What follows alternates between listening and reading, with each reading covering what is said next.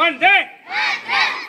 आज आपण 19वा वर्धापन दिन आणि 80वा स्वातंत्र्य दिन साजरा करत आहोत। इथं येईपर्यंत आपल्याला काय कष्ट झाले आणि कोणकोणत्या व्यक्तींनी आपलं बलिदान दिलं हे आपल्याला स्मरणात ठेवणं गरजेचं आहे। आपल्या चलबुर्ग्यामध्ये आपण हा संस्कार जीवन ठेवतो आहोत की ज्यामुळे आपल्याला या वीरभूमीने या वीर पुत्रांना जन्म दिला आणि सहजासहजी आपल्याला हे काही मिळालेलं नाही। वाटून जाते इंग्रज निघून गेले, पण इंग्रज निघून जात असताना कोणकोणत्या व्यक्तींनी आपल्या कोणकोणत्या आईने आपल्या मुलाला गमावलं। त्यामध्ये काल परवा दिवशी खुदिराम बोस यांनी एक वाक्य सांगितलं होतं, माझ्याजवळ काहीच नाही, फक्त माझा ध्येय आहे। आणि त्याला 19व्या वर्षी फाशी देण्यात आली। असे कित्येक होते, त्याच्यामध्ये 18 असे होते की ज्यांचं वय 17 ते 31 वय, त्या वयामध्ये त्यांना फाशी देण्यात आली।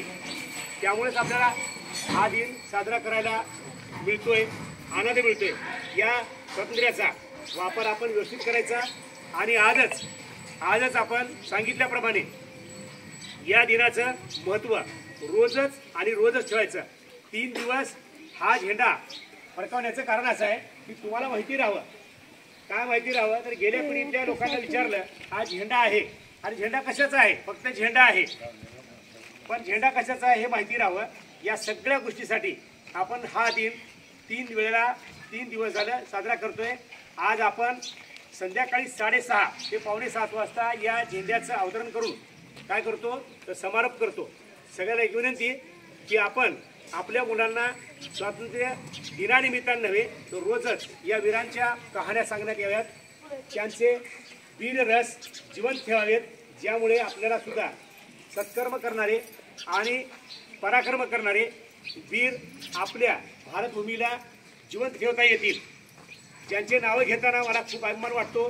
छत्रपती शिवाजी महाराज असतील, छत्रपती संभाजी महाराज असतील, भगतसिंग असतील, खुदिराम बोस असतील, बिस्मिल्ला असतील, असे खूप नाव आहेत, वेळ नाही। यानंतर आपण लगेचच झेंडा फडकवणार आहोत। सर्वांनी तयार राहायचं। रेड सावधान, घोषणा द्यायची माझ्यासोबत, वंदे वंदे वंदे, भारत माता की, भारत माता की, भारत माता की।